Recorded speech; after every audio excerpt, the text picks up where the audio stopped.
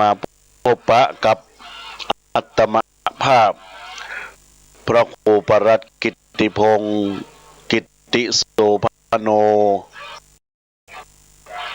ผู้ช่วยเจ้าวาดวัดสันขยอม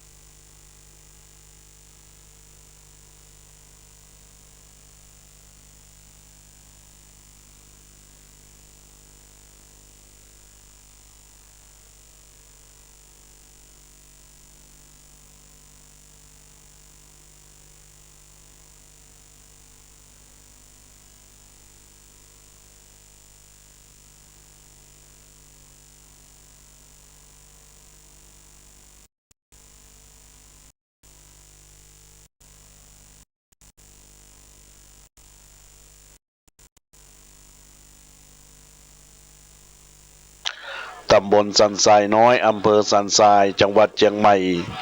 หรือพระอาจารย์แก่นซึ่งบรรดาญาติโยมท่านสาธุชนที่ออกรายการที่ผ่านมาตั้งแต่วันอังคารตั้งแต่วันพฤหัสที่ผ่านมา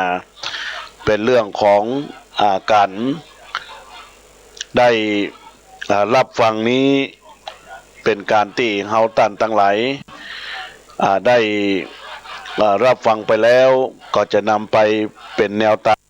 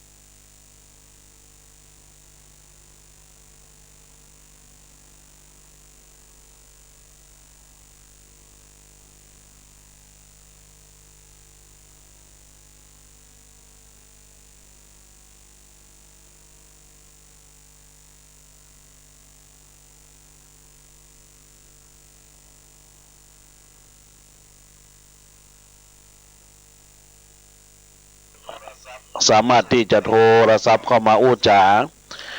ในห่วงของรายการในห่วงของพักของทศพิธราชธรรมของพระบาทสมเด็จพระเจ้าอยู่หัวภูมิพลอดุลยเดชรัชกาลที่9ได้มาบรรยายให้บรรดาญาติโยมได้ฟังเกี่ยวกับธรรมะที่เป็นเกี่ยวเนื่องของ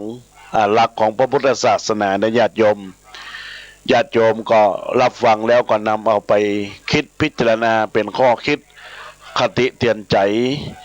เป็นหลักแห่งการทำคุณงามความดีในญาติโยมท่านสาธุชนท่านทั้งหลายบรรดาญาติโยมสาธุชนท่านผู้ฟังทั้งหลายในสัปดาห์ที่แล้วอาตมาภาพในวันจันทร์ที่ผ่านมาอาตมาภาพก็ได้อู้จาในเรื่องของการรับตัดกิเลสการเผากิเลสตัณหาความโลภความโกรธความหลงแล้วก็เรื่องของการเป็นอยู่ของตัวคนเฮาก็คือการที่เฮาจะละความโกรธได้จะใดได้อู้จากับบรรดาศรัทธาญาติโยมไปซึ่งเป็นตัวอย่างที่พระเจ้าอยู่หัวในรัชกาลที่9ของเฮานั้นได้ปฏิบัติต่อประสบนิกรชาวไทยแล้วก็เป็นตัวอย่างที่ดีที่เฮาท่านทั้งหลายก่อนจะนำในไปประพฤติปฏิบัติในญาติโยมท่านสาธุชนท่านทั้งหลายในส่วนของวันนี้ก็จะได้น้อมนำเอาหลักธรรมมาอู้จากับบรรดาศรัทธาญาติโยมเกี่ยวเนื่องกับเรื่องของธรรมะเรื่องอวิสิหิงสาอวิหิงสาคือความไม่เบียดเบียนความไม่เบียดเบียนเนี่ยถ้าแปลใจความตามภาษาบาลีก็แปลใจความว่าความบ่เบียดเบียนความบ่ไปกระทบกระทั่งในใจของแต่ละท่านแต่ละคนคนรอบข้างในญาติโยมทั้งหลายแล้วก็ความหมายของมันก็คือความกรุณาต่อคนทั่วไปบ่หาเรื่องกดขี่ข่มเหงหรือลงอาญาแผ่นดินโดยปราศจากเหตุอันควรสงสารบั่นใจเมื่อเห็นความทุกข์ของประชาชนและหาหนทางที่จะดับทุกข์เข็นของพวกเขาพระบาทสมเด็จพระเจ้าอยู่หัวทรงมีพระกรุณาธิคุณคือมีความสงสารเห็นใจต่อประสบนิกรของพระองค์จึงทรงมีโครงการพระราชดำริต่างๆเพื่อช่วยเหลือราษฎรบ่ใจเฉพาะชนบทในฐานะที่เป็นผู้ปกครองประชาราษฎร์ในที่ธุรกันดารเท่านั้นก็ได้รับความอันเป็นพระมหากรุณาธิคุณแม้แต่ชาวกรุงเทพพระมหานครก็ได้รับพระบารมีปกป้องแผ่ด้วยเช่นกันดังนี้กรณีน้ำท่วมใหญ่ในกรุงเทพพระมหานครย้อนไปเมื่อปีพ.ศ. 2538พระบาทสมเด็จพระเจ้าอยู่หัวได้พระราชทานพระราชดำริโครงการแก้มลิงเพื่อบรรเทาปัญหาน้ำท่วมในกรุงเทพพระมหานครและปริมณฑลโครงการที่เป็นโครงการสำคัญเป็นแนวคิดของพระองค์โครงการแก้มลิงนั้นแก้มลิงอมกล้วยไว้ในกระพุ้งแก้มไว้ได้คราวมากๆพระองค์ก็ได้มีพระราชกระแสอธิบายว่าลิงโดยทั่วไปถ้าเฮาส่งกล้วยฮื้อลิงก็จะรีบปอกกล้วยปอกเปลือกเอาเข้าปากเคี้ยวแล้วนำไปเก็บไว้ในที่แก้มก่อนลิงก็จะทำอย่างนี้จนกล้วยมดหวีหรือเต็มกระพุ้งแก้มจากนั้นก็จะค่อยๆนำออกมาเคี้ยวและก็มาเกินกินภายหลังโครงการนี้มีการวางแผนใช้พื้นที่แก้มลิง รวบรวมน้ำรับน้ำและดึงน้ำท่วมขังพื้นที่กรุงเทพพระมหานครตอนบนมาเก็บไว้พร้อมกับระบายน้ำออกสู่อ่าวไทยตามจังหวะการขึ้นลงของระดับน้ำทะเลโดยอาศัยแหงโน้มถ่วงของโลกและความการสูบน้ำที่เหมาะสมสอดคล้องกับโครงการแก้มลิงบรรดาญาติโยมทั้งหลายเมื่อเกิดปัญหาความขัดแย้งทางการเมืองไทยจนลุกรามนองเลือดกลายเป็นพฤษภาธมิฬในปี 2535 ประชาชนผู้เดือดร้อนต่างหวังพึ่งพระบารมีเพื่อสลายความขัดแย้งในครั้งนั้นภาพที่ในหลวงทรงห้ามคู่กรณีบ่ฮื้อทะเลาะกันยังประทับอยู่ในความทรงจำของคนไทยทุกคนกระแสพระราชดำริกระแสพระราชดำรัสที่ทรงพระราชทานในเหตุการณ์ครั้งนั้นเป็นเรื่องที่คนไทยทุกคนต้องจดจำตลอดไปโดยเฉพาะตอนที่ว่าช่วยกันคิดคือหันหน้าเข้าหากันบ่ใจเผชิญหน้ากันแก้ปัญหาแล้วก็ปัญหาที่เกิดขึ้นเพราะว่าอันตรายมีอยู่เวลาคนเฮาเกิดความบ้าเลือดปฏิบัติการรุนแรงต่อกันและกันมันลืมตัวลงท้ายไปรู้ตีไขกันพ้องแล้วก็จะแก้ปัญหาจะใดเพียงแต่ว่าต้องการเอาชนะแล้วก็ใครชนะไปบ่มีทางชนะอันตรายดังนั้นมีแต่แพ้คือต่างคนต่างแพ้แล้วที่แพ้ที่สุดก็คือประเทศชาติบรรดาญาติโยมตอนนี้ใน Facebook ก่อไวสาในเมตตาบารมีธรรมหลวงพ่อพระครูวิสุทธิศีระโสพลหรือว่าหลวงพ่อหน่อยในนามเฟซวิสุทธิศีระโสพลหน่อย1960หลวงพ่อได้เข้ามาทักทายรับชมแล้วก็บอกว่าแกล้งลิงโครงการพระราชดำริร9ลิงคือครูคนอันนี้ก่อนอนุโมทนาที่หลวงพ่อได้เสริมได้เติมได้เต็มคือกับลูกศิษย์ลูกหาของหลวงพ่อขออนุโมทนากับหลวงพ่อเตเนอร์เจริญพรกับคุณโยมนงรักมุกดาที่กำลังรับชมรับฟังในรายการธรรมะสู่ใจธรรมะยามบ่ายกับคลื่นวิทยุ 104.50 FM วัดฝ่ายหินแล้วก็ใน Facebook ของอาตมาภาพก็เจริญพรบรรดาญาติโยมท่านสาธุชนทั้งหลายประชาชนจะเป็นประชาชนทั้งประเทศบ่ใช่ประชาชนเฉพาะในกรุงเทพพระมหานครสมมติว่ากรุงเทพได้เสียหายประเทศก็เสียหายไปทั้งหมดแล้วจะมีประโยชน์อันยังที่จะทะรงตัวเองว่าชนะเวลายืนอยู่บนกองสิ่งปรักหักพังกระแสพระราชดำรัสอันนี้เป็นเหมือนวาจาสิทธิยุติความขัดแย้งในเหตุการณ์พฤษภาธมิฬได้อย่างชะงัด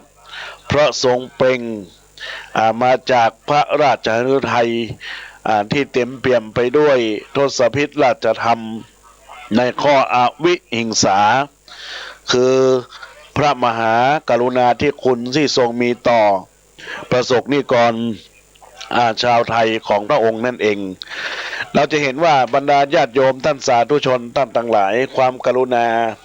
ปราณีมีในใจต่องพวกเฮาในโลกนี้อยู่ในสังคมนี้ญาติโยมทั้งหลายก็ต้องพึ่งพาหลักธรรมในเรื่องของอหิงสาอวิหิงสาคือความกรุณาเราต้องมีต่อกันและกันอยู่ร่วมกันตอนนี้ก็นมัสการท่านพระสมุนิจวัตรยานโสพโน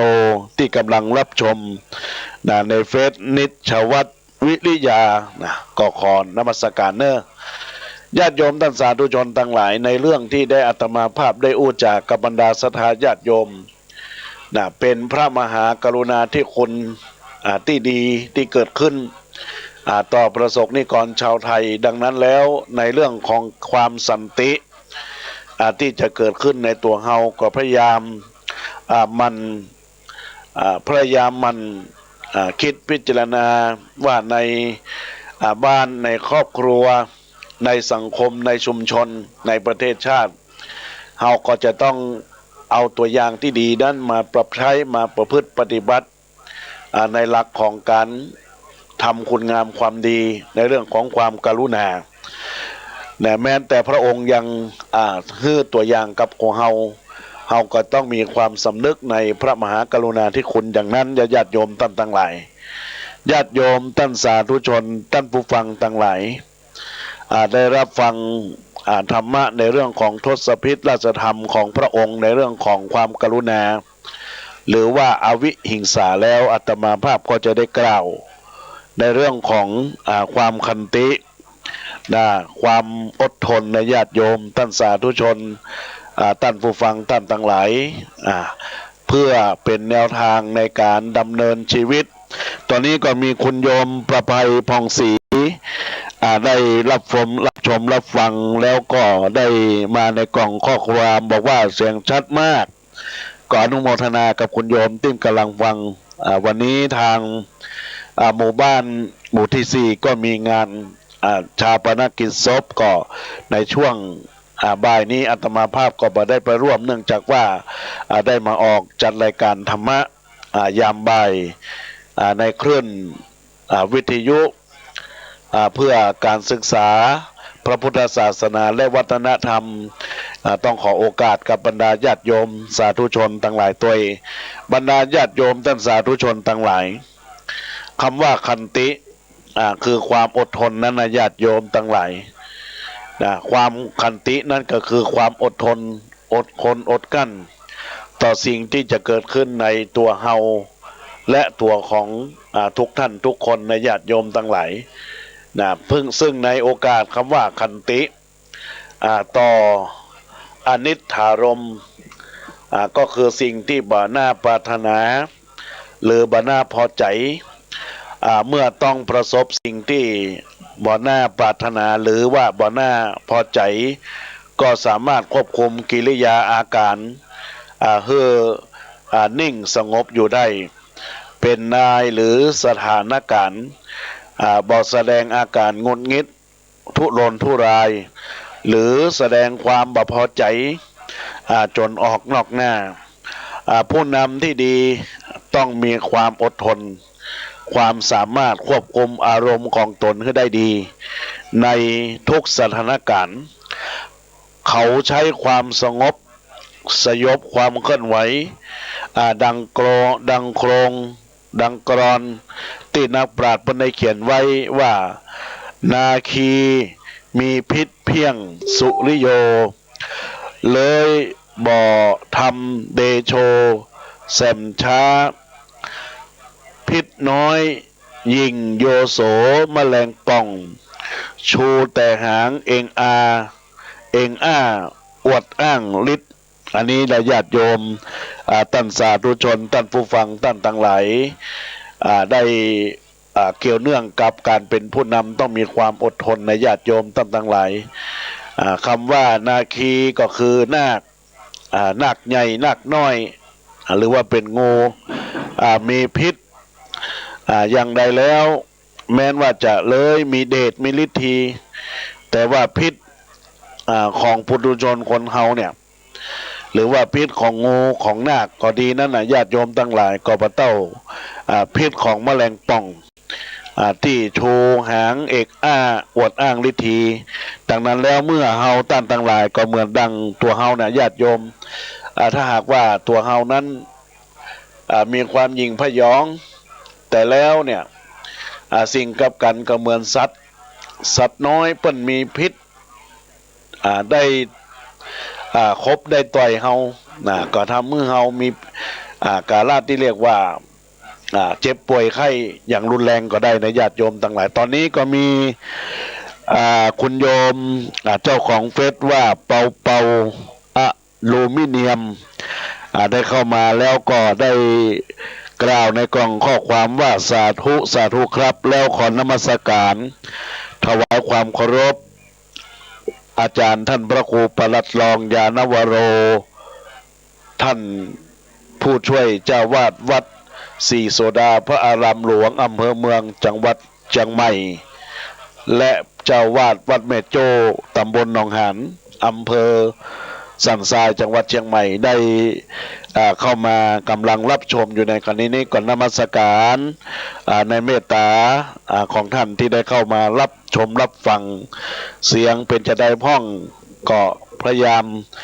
ได้มีการบอกกล่าวเข้ามาในกล่องข้อความเตเนอร์ท่านพระอาจารย์ได้ทักทายว่าวันนี้เป็นเดือน5เป็งขอให้อยู่ดีมีสุขสาธุครับท่านอาจารย์ตัวท่านพระครูปลัดรองยานวโรผู้ช่วยเจ้าวาดวัดศรีโสดาพระอารามหลวงเมืองเชียงใหม่และเจ้าวาดวัดแม่โจ้นะครับวันนี้ก็เป็นวันธรรมสวรรณามัยในญาติโยมทั้งหลายญาติโยมทั้งหลายก็ไปวัดไปวาอารามนะแต่บางที่บางต่างเปิ้นมีการจัดงานส่งน้ำ5เป็งเปิ้นก็เลื่อนไปในช่วงของรายการนี่ก็คงก็จะเป็นในส่วนของที่เรียกว่าเป็นงานประเพณีเลื่อนไปบางผู้บางท่านปัจจัยเป็นปฏิบัติประเพณีในวันมาฆบูชาแต่ว่าปีนี้มันมี8ส่งหนในญาติโยมทั้งหลายนะก็เลยต้องมีการเลื่อนวันมาฆบูชาในญาติโยมตอนนี้ก็มีหลวงพ่อพระครูสมุวิชุวัตรวรกิจโจนะซึ่งได้เมตตาให้ตนตัวเก้ากับผมอาตมาภาพได้มาจัดรายการคือเวลา2 ชั่วโมงวันอังคารแล้วก็วันพฤหัสบดีได้เข้ามาทักทายในกองคำว่าเสียงดังชัดเจนครับผมก็ขอขอบคุณในเมตตาของหลวงพ่อตัวที่ได้ให้โอกาสพระผู้น้อยได้มาเผยแพร่ธรรมในส่วนของคลื่นวิทยุเพื่อการศึกษาพระพุทธศาสนาและวัฒนธรรม FM 104.50 เมกะเฮิรตซ์วัดฝ่ายหินนะก็ขอนมัสการนะครับญาติโยมท่านสาธุชนทั้งหลายความขันติหรือว่าความอดทนแบ่งออกเป็น3อย่างก็คือทนลำบากทนต่อความทุกข์ต่อความเวทนาทางกายเช่นความเจ็บปวด2ทนต่อการตักตำหมายถึงทนหนาวทนร้อนหนักเอาเบาสู้ทนเจ็บใจหมายถึงทนต่อถ้อยคำยั่วยุเย้ยหยันหรือว่าคำติชินนินทากล่าวร้ายผู้นำพร้อมที่จะเผชิญต่อสภาวะบ่พึงปรารถนารอบด้านเหมือนกับจ้างศึกที่เข้าสู่สนามรบแล้วก็ต้องทนต่อลูกศรที่ยิงใส่มาจาก4 ทิศพระบาทสมเด็จพระเจ้าอยู่หัวทรงงานหนักมากว่า60 ปีบางครั้งแม้จะทรงลำบากตัดตำเพียงใดก็บ่หยุดบำเพ็ญพระราชกรณียกิจดังที่ครั้งหนึ่งทรงมีการรับสั่งเล่าเรื่องถูกยุงกัดไว้ว่าที่บางจากแต่ไม่มีจากหลอกนะยุงชุมมากเลยไปยืนดูแผนที่เลยโดนยุงลุมกัดขาทั้ง2 ข้างกลับมาขาก็บวมแดงไปสกลนครก็กลับมาแล้วก็จึงได้ยุบลงมองเห็นเป็นตุ่มแดงลองนับดูได้ข้างละ150 ตุ่มทั้ง2 ข้างรวมแล้วก็300พอดีอันนี้ก็ยุงได้ครบได้กัดพระองค์ก็ทรงตักตำงานคือสำเร็จมันจะมีความลำบากพระองค์ก็มีความอดทนในญาติโยมทั้งหลายตอนนี้ก็ต้องทักทายนมัสการท่านพระธิการมานิตซึ่งก็เป็นเจ้าของ Facebook มานิดแก้วมณีท่านเจ้าวาดวัดบ้านหลวยอำเภอเมืองจังหวัดลำพูนได้ทักทายเข้ามาในกากล่องรับชมรับฟังแต่ตอนนี้ก็มีคุณโยมด็อกเตอร์ปิยรัตน์ใจเนตรได้เข้ามาในกล่องข้อความว่าสาธุรับฟังรับชมเสียงเป็นจะไดพ่องธรรมะที่อู้จาเป็นไดพ่องกอดเจริญพรเทรนเนอร์ได้ทักทายเข้ามาเทรนเนอร์ท่านอาจารย์ดร.ปิยรัตน์ใจเนตรได้ทักทายเข้ามาก็เจริญพรตัวนะครับญาติโยมท่านสาธุชนทั้งหลายท่านพุทธทาสได้อธิบายความหมายของความทนเจ็บใจไว้ว่าเป็นคนใหญ่ต้องทนต่อความโง่ของผู้น้อยได้เมื่อพระบาทสมเด็จพระเจ้าอยู่หัวพระองค์ได้เสด็จไปพบปะราษฎรทั่วประเทศบางครั้งก็ต้องทรงพบกับความเฉยความเปิ่นของชาวบ้านที่ต้องทรงอดทนและรับได้ดังเรื่องต่อไปนี้ครั้งหนึ่งที่ภาคอีสานเมื่อในหลวงรัชกาลที่9พระองค์ทรงเสด็จขึ้นไปทรงเยี่ยมบนบ้านของราษฎรผู้หนึ่งที่มีคณะผู้ตาติดตามเสด็จทั้งหลายออกแปลกใจในการกราบบังคมทูลที่คล่องแคล่วและใจราชาทรัพย์ได้อย่างน่าสงนเมื่อในหลวงรัชกาลที่9มีพระราชปฏิสันถานถึงการใช้ราชาทรัพย์ได้ดีนี้ราษฎรผู้นั้นก็กราบทูลถามว่าข้าพระพุทธเจ้าเป็นไต้โพริเกเก้าบัดนี้มีอายุมากจึงเลิกลามาทำนาทำสวนทำไร่พระพุทธเจ้าค่ะในหลวงก็ทรงพบนกในกรงที่เขาเลี้ยงไว้ที่ชานบ้านเฮือนก็ตัดถามว่าเป็นนกอันยังและมีกี่ตัวป้อโตโพลิเกเก่าก็กราบบังทูลว่ามีทั้งหมด3ตัวพระมเหสีมันบินหนีไปทิ้งพระโอรสไว้2ตัวหนึ่งที่ยังเล็กตัดอ้อแออยู่เลยและทิ้งให้พระบิดาเลี้ยงดูแต่ผู้เดียวอันนี้แหละบรรดาญาติโยมท่านสาธุชนทั้งหลายป้อโตโพลิเกท่านก็ได้กราบบังทูลต่อพระเจ้าอยู่หัวในรัชกาลที่9พระสงฆ์นิกรชาวไทยจะรับรู้ผ่านสื่อโทรทัศน์จนชินตาถึงภาพที่พระบาทสมเด็จพระเจ้าอยู่หัวประทับนิ่งสงบนานนับชั่วโมงขณะนั้นเป็นพระองค์ประธานในพระราชพิธีต่างๆภาพเห็นความสงบนิ่งนี้สะท้อนถึงทศพิธราชธรรมก็คือความอดทนอดกั้นในญาติโยมท่านทั้งหลายดังนั้นแล้วความอดกั้นความอดทนความขันติในพระราชฤทัยของพระองค์นั้นเราท่านทั้งหลายก็ต้องสมควรนำเอามาประพฤติวัดปฏิบัติเป็นหลักแห่งการทำคุณงามความดีเป็นหลักแห่งการสร้างผลบุญสร้างกุศลในตัวตนของเฮาในญาติโยมท่านสาธุชนทั้งหลายในส่วนของสิ่งที่อาตมาภาพได้นำมาอุจากับบรรดาญาติโยมในเรื่องของทศพิธราชธรรมทั้งเนื้อหาธรรมทั้ง2อย่างทั้งความกรุณาและความอดทนเนี่ยก็เป็นสิ่งที่เราจะต้องประพฤติปฏิบัติในญาติโยมในหลักของชีวิตในหลักขององค์พระสัมมาสัมพุทธเจ้าพระองค์บอกว่ามั่นใจพยายามมั่นใจในการปฏิบัติศาสนาแปลว่าคำสั่งสอนพระพุทธศาสนาก็คือคำสั่งสอนของพระพุทธเจ้าในหลวงรัชกาลที่9ก็นำเอาหลักธรรมคำสอนมาใช้ในการปรับใช้ในการที่พระองค์ทรงมีต่อประสงค์นิกรชาวไทยเมื่อใดที่ใครนับถือพระพุทธศาสนาก็แสดงว่ายอมรับเอาพระธรรมคำสั่งสอนของพระพุทธเจ้ามาเป็นแบบอย่างมาเป็นการดำรงชีวิตชาวพุทธเอ๋ยมั่นใจเถิดว่า พระธรรมคำสอนของพระพุทธเจ้ามีเพียงพอต่อการแก้ปัญหาและการดับทุกข์ชาวบ้านบอกควรไปแสวงหาเขตบุญนอกพระศาสนาหากชาวพุทธนำความรูปเคารพหรือความเชื่อของศาสนาอื่น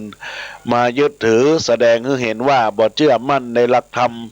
ของพุทธธรรมในการนำมาให้แก่ปฏิบัติให้เกิดสันติสุขแล้วก็พระก็ต้องยึดมั่นแนวพุทธ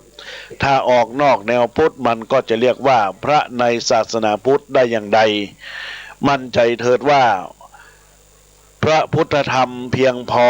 ต่อการแก้ปัญหาพัฒนาและดับทุกข์ได้ทุกประการในญาติโยมสาธุชนท่านผู้ฟังทั้งหลายที่กำลังรับฟังรายการธรรมะยามบ่ายแล้วก็กับคลื่นวิทยุเพื่อการศึกษาพระพุทธศาสนาและวัฒนธรรม FM 104.50 เมกะเฮิรตซ์วัดไฟหินได้ได้จากับบรรดาสถาญาติโยมสาธุชนท่านผู้ฟังท่านต่างหลายในโอกาสนี้ก็นำเอาไปประพฤติและปฏิบัติเป็นหลักแห่งการความคุณงามความดีในญาติโยมท่านสาธุชนท่านผู้ฟังท่านต่างหลายบรรดาญาติโยมสาธุชนท่านต่างหลายตอนนี้เวลาที่อาตมาภาพได้พบปะกับบรรดาญาติโยมสาธุชนท่านผู้ฟังท่านทั้งหลายนั้นก็ยังมีเวลาเหลือแถมหลายนาทีญาติโยมท่านสาธุชนท่านทั้งหลายอาตมาภาพก็คงจะได้บอกเบอร์โทรศัพท์ทิ้งไว้บรรดาญาติโยมได้รับฟังไปแล้วก็มามาจาย้อนเข้ามาจากันเพื่อเป็นขวัญกำลังใจกับอาตมาภาพที่ได้จัดรายการธรรมะกับคลื่นวิทยุเพื่อการศึกษาและวัฒนธรรม FM 104.50 เมกะเฮิรตซ์ขึ้นวัดไฟหินแล้วก็ญาติโยมทั้งหลายได้รับฟังรับชมจากเฟซบุ๊กของอาตมาภาพกิตติพงศ์กิตติโสพโนเพศธรรมสุใจก็นำเอาหลักธรรมนั้นมาประพฤติปฏิบัติเป็นหลักแห่งการทำคุณงามความดีหรือว่าจะมาโทรมามาจาที่เบอร์โทรศัพท์096 262 9694 096 262 9694อาตมาภาพก็รับสายหน้าไมค์ของบรรดาญาติโยมท่านสาธุชนท่านผู้ฟังท่านทั้งหลายในญาติโยมท่านทั้งหลายได้มาพบปะได้มาไหว้สาสันกันและกันได้เจริญพรเจริญธรรมธรรมสวัสดีกับญาติโยมญาติโยมก็จะได้มีขวัญกำลังอกกำลังใจคือตนตัวอาตมาภาพตลอดถึงได้นำเอากาละที่ได้รับฟังธรรมะเนี่ยอยู่ที่ใดตั้งใดอาตมาภาพก็จะได้เอิ้นเอ่ยกับบรรดาศรัทธาญาติโยมอยู่สันทรายอยู่อำเภอเมืองอยู่หางดงสัตว์ปะตองดอยหล่อหรือว่าแม่ริมแม่แตงก็สามารถที่จะโทรศัพท์มาจาอาตมาภาพที่เบอร์โทรศัพท์096 262 9694 096 262 9694นะญาติโยมท่านทั้งหลายตอนนี้ก็มีคุณโยมโทรศัพท์เข้ามาเนอะเจริญพรมัสการเจ้าฟังอยู่เนอะเจ้าฟังอยู่เนาะวันนี้เป็นนายพ้องโอ้วันนี้ก็ดีเจ้าฟังจ้าเนาะโอ้เพลงธรรมะสนใจดีนะเจ้าฟังเพลงขึ้นต้นแล้วกะจ้าอนุโมทนากับคุณโยมสีทองดร.ล้อมเนอร์ฟังอยู่เนอะเจ้าเจริญพรเจริญพ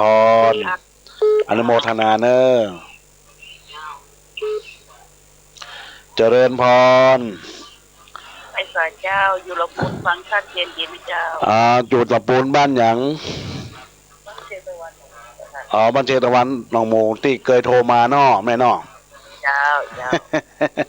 ฟังชัดเจนเจ้าฟังชัดเจนดีเนาะสบายดีก็ช่วงนี้เจ้า วันเจ้า ฟังขึ้นนั้นทั้งสองขึ้นกะขึ้น90โมงเพื่อนกะหาดีนี่เนอะ คุณมาได้ฟังเสืออันนั้นน่ะ อ๋อฟัง104 ฟัง เนาะ 104เจ้าค่ะ วัดฝ่ายหินเนาะอนุโมทนากับโยมแม่อย่างก็ ไม่ได้เจ้า แม่ดาเนาะอนุโมทนาขอบคุณกับแม่ดาเนอะเจริญพรเจริญพรเจริญพร ร้อยแสนเจ้า ชาจากที่ไหนฮะ อยากประแดดนี่เจ้า ปราแดดอำเภอเมืองเนาะ เจ้าประแดดสิงคามแม่เจ้า จ้าอันรับฟังธรรมะเป็นใดพ่องแม่ เมื่อวันเจ้าเข้าใจดีเนาะ จ้าอนุโมทนากับแม่เนอะ เจ้า อันอากาศหนาวก่อตังปุ้น มาไปแล้วเจ้า รักษาสุขภาพนะแม่เนอะ เจ้า รับฟังกันอาตมาภาพออกรายการคืนนี้ก็วันอังคาร9 โมงถึง10 โมงแล้วก็วันนี้เนาะบ่ายโมงถึง2 โมงนะแม่เนาะ เจ้า อันเจริญพรเนอะเจริญพรเนอะ เจ้าไว้แสนเจ้า เจริญพร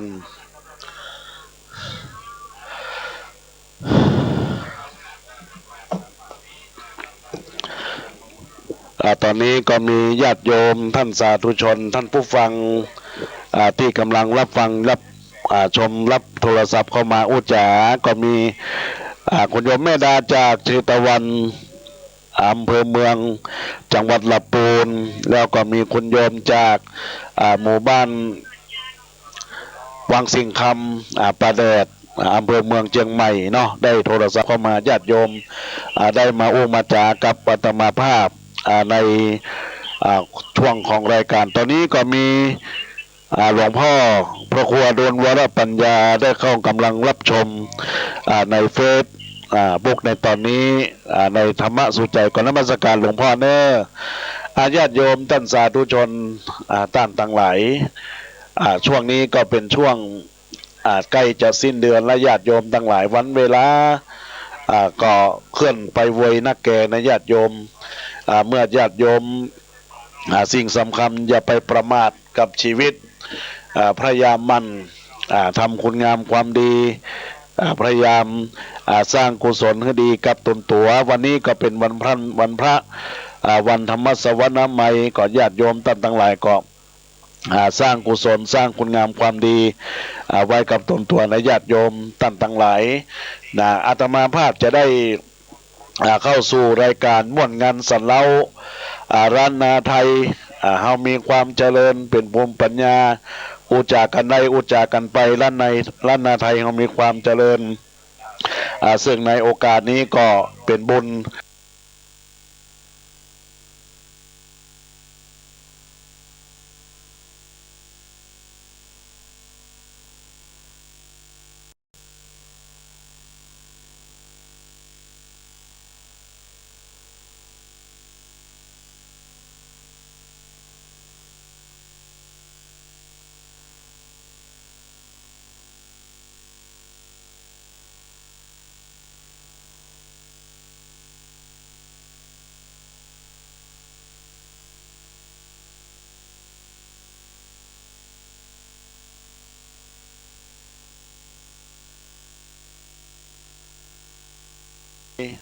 รุ่น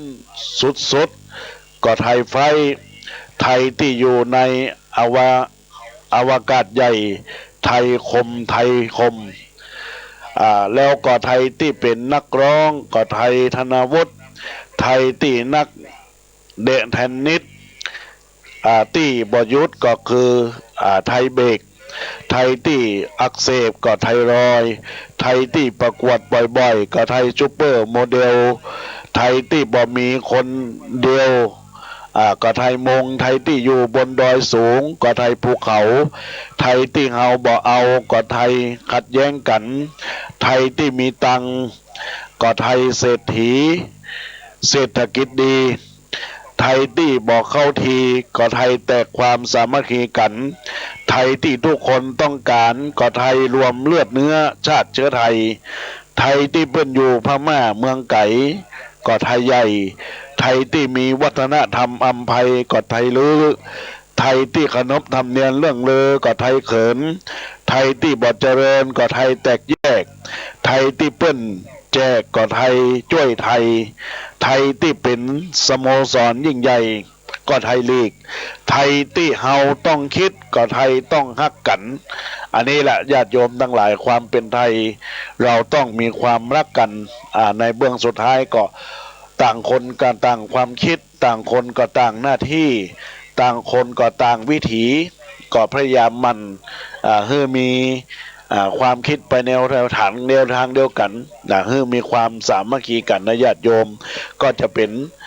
การประพฤติปฏิบัติในหลักของการเป็นคนไทยที่ดีนะญาติโยมท่านสาธุชน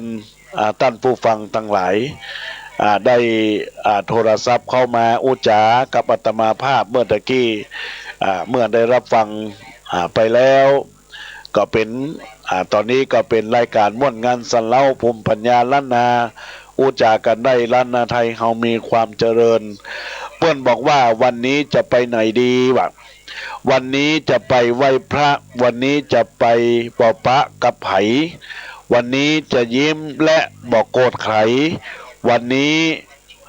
สุราเมลัยก็จะมาดื่มกินวันนี้จะทำงานด้วยความตั้งใจวันนี้ความอิจฉาในใจจะมาละลายสิ้นวันนี้จะขยันเป็นอาจินวันนี้ทรัพย์สินจะอยู่ในกระเป๋าดั้งเดิมวันนี้จะไปไหว้พ่อแม่วันนี้จะไปแผ่ส่วนบุญกุศลวันนี้จะไปแชทและกดไลค์ผิดคนวันนี้เทวดาจะบันดลให้เฮาโชคดีวันนี้จะขับรถถูกกฎจราจรวันนี้บ่ทำความเดือดร้อนให้หมองสีวันนี้จะคบแต่คนดีวันนี้จะทำหน้าที่อย่างสมบูรณ์วันนี้จะปฏิบัติตามศีลห้าวันนี้บาปนาจะหายสูญวันนี้จะทำหน้าที่ของคนเชียงใหม่วันนี้ผลบุญจะติดตามเฮาไปตลอดกาลเพราะว่าวันนี้เป็นวันพระใหญ่ในญาติโยมสาธุชนทั้งหลายเตือนอกเตือนใจซึ่งกันและกันที่บรรดาญาติโยมกำลังรับฟังรายการอยู่ในขณะนี้ในญาติโยมสาธุชนท่านผู้ฟังท่านทั้งหลายในญาติโยมตอนนี้ญาติโยมก็สามารถที่จะโทรศัพท์เข้ามาอู้จากันได้ในญาติโยมกับอาตมาภาพที่เบอร์โทรศัพท์0962629694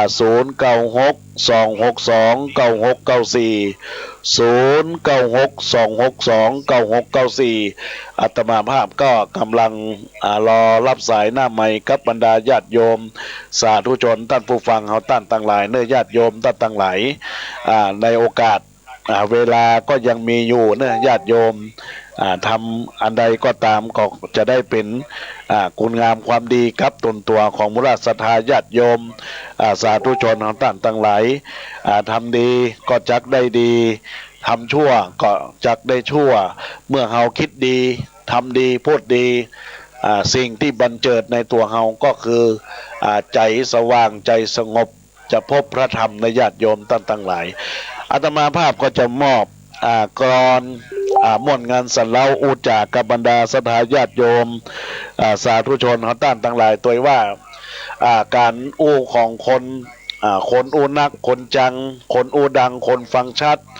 คนอู้บ่มีวักคนอู้เวยคนอู้ตัวจมตัวคนอู้แซมคนอู้แหงคนอู้เกาะมีเกาะมอบคนอู้บดหอบคนอู้กักคนอู้นักคนอู้ปลาใสคนอู้ตามกฎหมายคนอู้เป็นอัยการคนอู้แล้วจื่นบานคนอู้ชมคนอู้แปลงหน้างอมคนอู้มีพิรุษคนอู้บ่สุดคนอู้กดคนอู้ปอบ่ฮอดคนอู้เป็นไข้คนอู้ได้ใจคนอู้เป็นคนอู้เย็นก็คนอู้เป็นหนานคนอู้ไปตามบ้านคนอู้เป็นอสมคนอู้เป็นคนทำนองซอคนอู้เป็นศิลปินคนอู้หินคนอู้เกิดวันการคนอู้ยัน